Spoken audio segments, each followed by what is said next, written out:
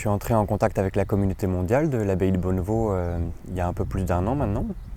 Et j'avais le projet de m'installer en maraîchage, puis plus largement de faire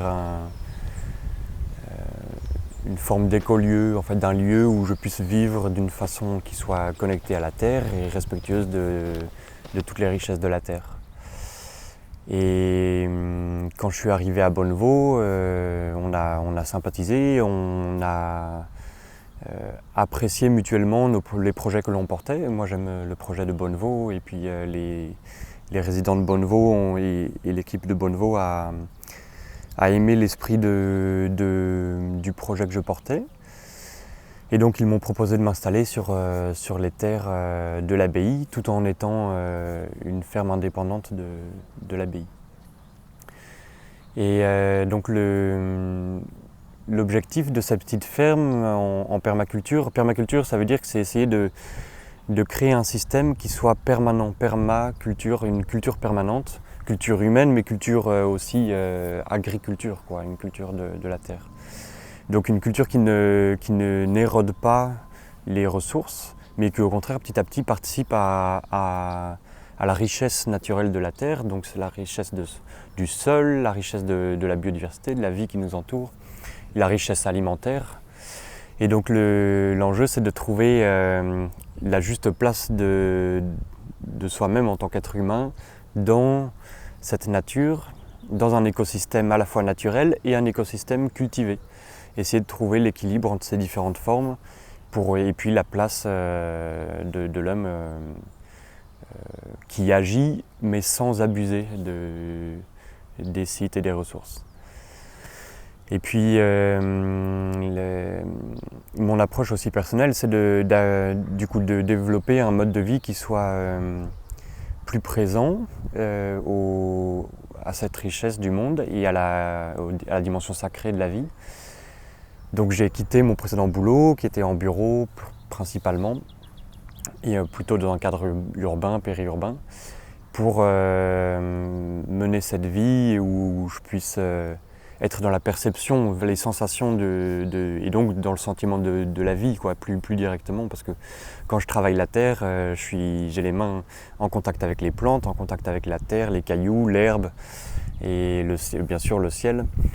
Et tout ça participe à mon sentiment d'exister et à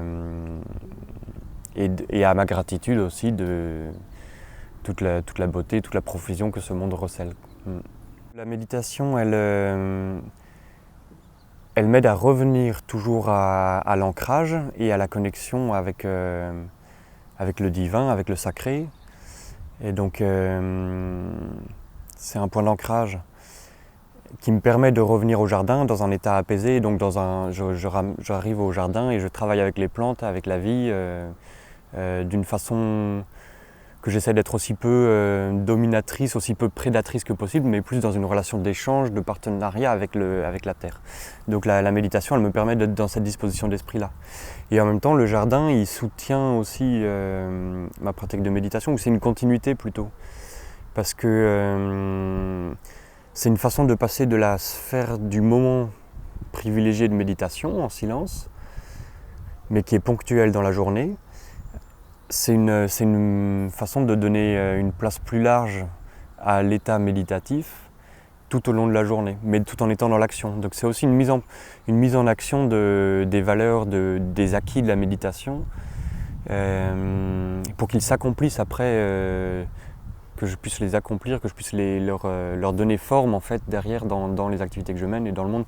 Parce que sinon il y a séparation entre le moment de méditation et puis le reste de la vie courante. Et il y a une incohérence, il peut y avoir des incohérences de fond je pense qu'ils font partie aussi de la nature humaine, d'être dans des formes d'incohérence, mais tout l'enjeu, je pense, c'est de tendre à réduire l'incohérence et donc de développer ensuite ce que l'on retire de la méditation, le laisser infuser dans le reste de la vie courante, et y compris en prenant des décisions en termes de mode de vie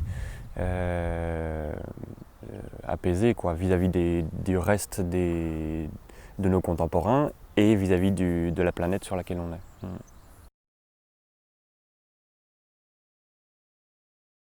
Retrouver la gratitude vis-à-vis de la vie, notre vie, mais la vie aussi du monde qui est autour, quoi. Et de voir cette vie, pas seulement chez les êtres humains, pas seulement chez les animaux, mais